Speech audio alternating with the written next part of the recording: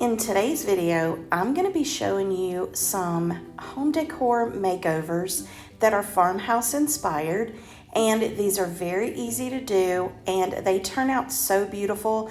I'm excited to show you how each one turned out, so make sure that you stay tuned so that you don't miss any of them.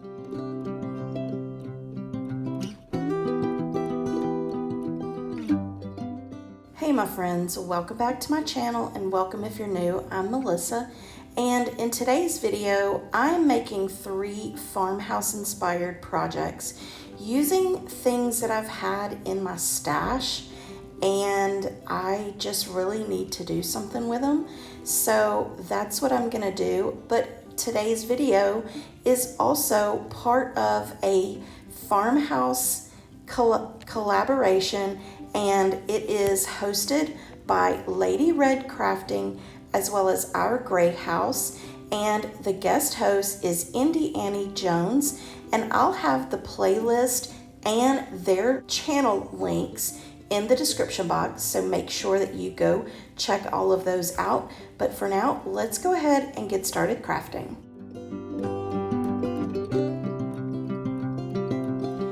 For this first project, I have this piece of wood.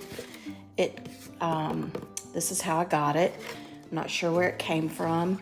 So what I'm gonna do is I have these kind of hooks in my stash. So I'm going to just give this a light coat of white paint, not even a full coat.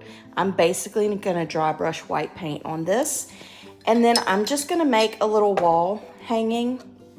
So it's as simple as that. Let me go ahead and get started. The paint I'm using is this Waverly chalk paint in the color Ivory.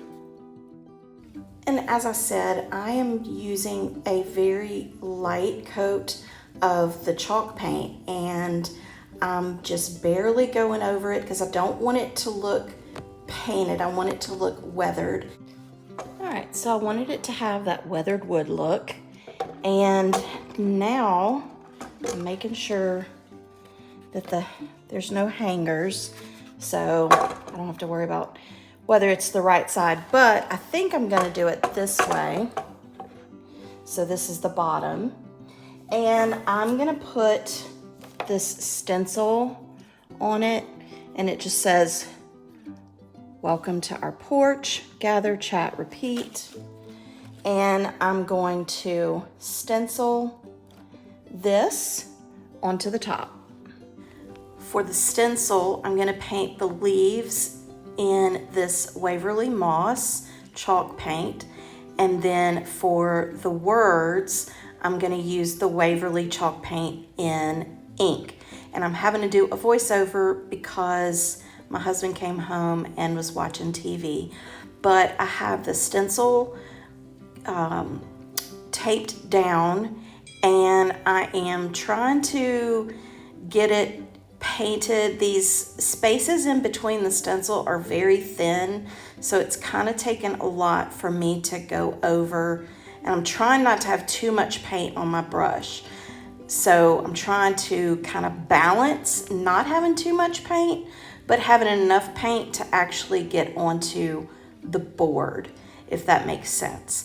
But once I have finished stenciling all of the black ink, I take the stencil off, and unfortunately, when I did take it off, there was a bit of smudge in a couple of spaces. So I was kind of frustrated about that. So I had to kind of clean that up. You can see up here in the corner where it says Our, that's smudged, and then down in Gather is smudged. So I had to kind of do a little bit of fixing on that. And here you can see where I have fixed it a little bit. Up in the corner, the Our is a little bit off, but it's fine. But now I'm gonna make the hooks, and I got these from where I work. The owner of the store was getting rid of them, so I took them off her hands, And I knew exactly, when I saw them, I knew exactly what I wanted to do with them. I wanted them to be on this board, and I knew the look I wanted to have. So now I'm just marking where they're gonna go, and I'm putting a little mark where the screws are gonna go. And once that's done, then I take the screwdriver, and I use a manual screwdriver. I'm not very skilled with power tools yet. I'm working on it, but I'm a little intimidated by power tools. So I put some muscle behind it and used my regular manual screwdriver and screwed all the screws in to get these hooks in place. And you can see here how I got the first one done. I just have the other two to go, and then that portion will be finished and the project will be finished. Actually, I did forget that I didn't get it on camera, but I used my staple gun to staple some twine on the top to hang it, and the project is finished, and I just think it turned out so good. It turned out exactly like I had it in my mind.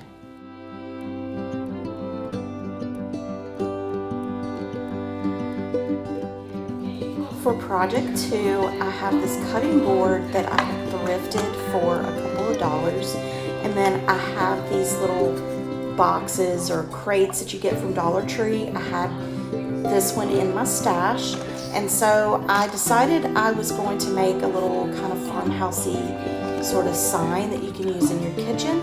So I'm going to paint it. I'm going to attach the crate to the cutting board, but I'm going to paint them separately just so that I don't have to try to get in between those little grooves.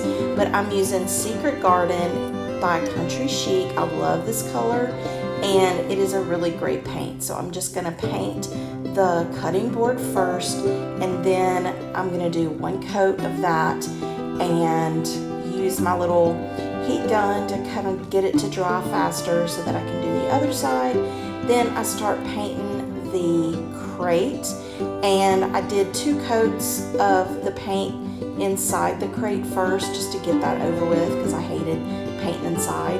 And then I go back and I do the outside of the crate, and once I finish one coat on the crate, then I go back and I do a second coat on both pieces. And you will be able to see how the one coat you can still kind of see through a little bit, so I knew that I needed to do another coat.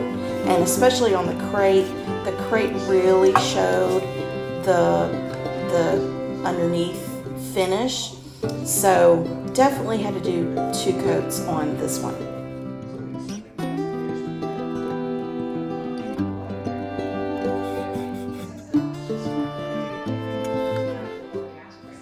Now that I have the 2 coats done, I only did 1 coat on this side because I knew I was going to glue it onto the cutting board.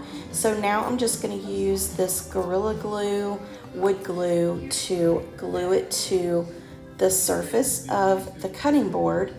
And since I knew I wouldn't be able to get in those grooves if there was a lot of glue seepage, I just kind of rubbed it on with my finger. But you'll notice that where I place the crate on the cutting board at first is different. It's in a different place than where I have it when I finish the project.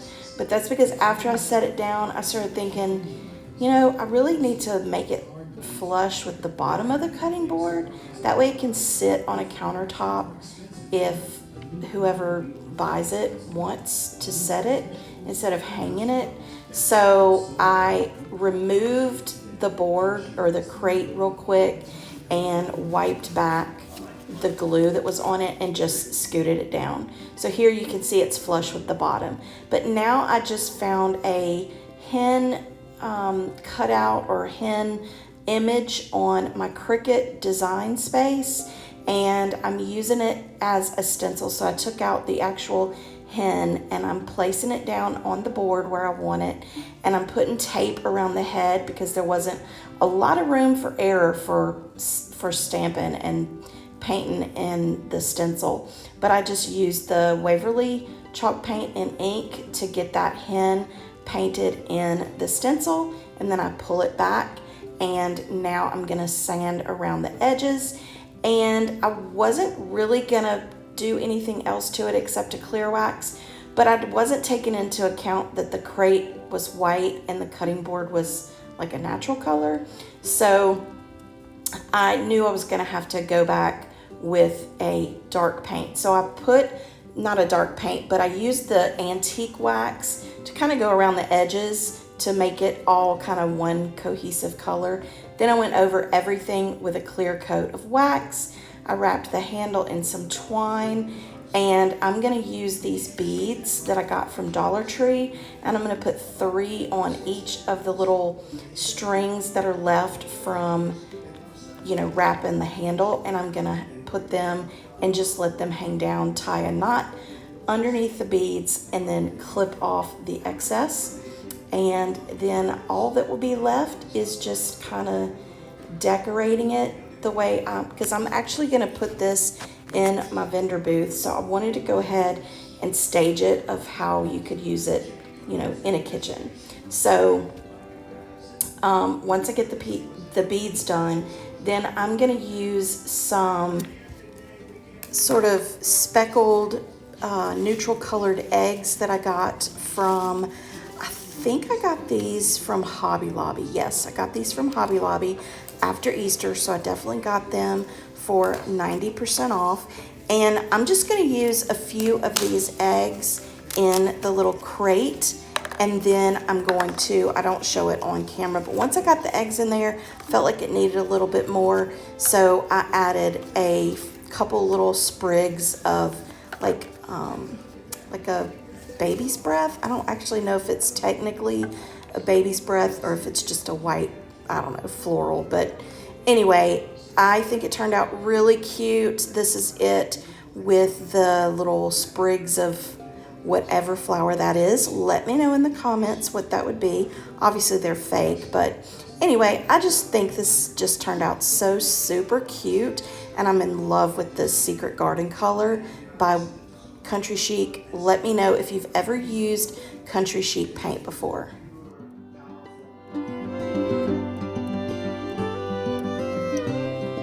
For this last project, I have this little planter that I've had for quite a while. I used it in my previous house as part of our decor, but I'm kind of getting away from the galvanized look. So I think what I'm gonna do is so it comes apart, and I like the finish of the chicken wire. But I think what I'm gonna do is paint this white. Now I do like this rusted look around the edge, so I'm gonna paint this white, get less around the edges, and then I'm gonna go back and with a baby wipe and try to distress it a little bit and try to bring back some of this. And then I'm gonna put a transfer on it.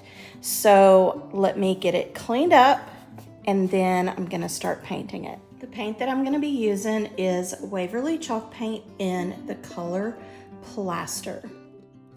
So I'm painting this, but I don't want the brush stroke. So after I get coverage, I don't know if you can really tell, but I'm using my brush to kind of tap the finish just to kind of get it a little stippled, and that gives it a little bit of more of a texture than the brush strokes, and that's the look I'm going for. I like the way that looks. I'm gonna use my heat gun to get it to dry a little faster. Then here is where I start trying to use a baby wipe to wipe back the edges. So I tried using a wet wipe to get the edges distressed, but that paint is on there good. So I am gonna, in a minute, I'm gonna go with some antique wax, but the first thing I'm gonna do, I have some of these transfers left from a hydrangea pack that I got. It's a Redesign with Prima pack, and I got it from Amazon. So I am just going to kind of I'm gonna use all of this, well, most of it, and then I'm gonna just kind of place it and transfer it. If you're new to crafting and DIYs, or if you're new to transfers, then transfers are so easy and they make you feel like you are like a master crafter, but you just basically put the design where you want it on your project. You use the little stick and you just press down until it is finished transferring.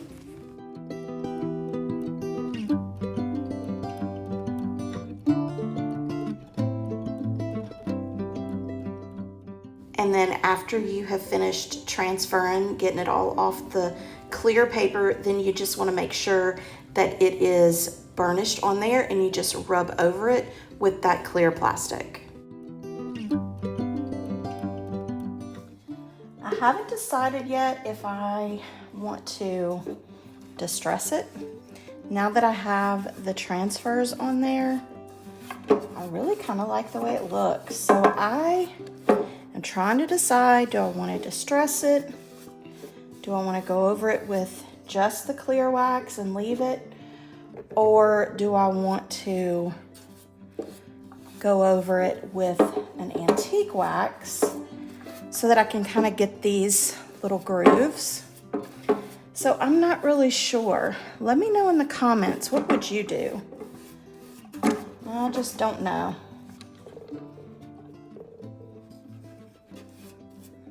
I feel like with the chicken wire being dark, that's gonna add some dimension to it. But with the chicken wire being kind of old looking and distressed looking, it might be better for me to go over it with an antique wax, just so that this doesn't look so fresh. So I think that's probably what I will do. I'm gonna wipe back the excess.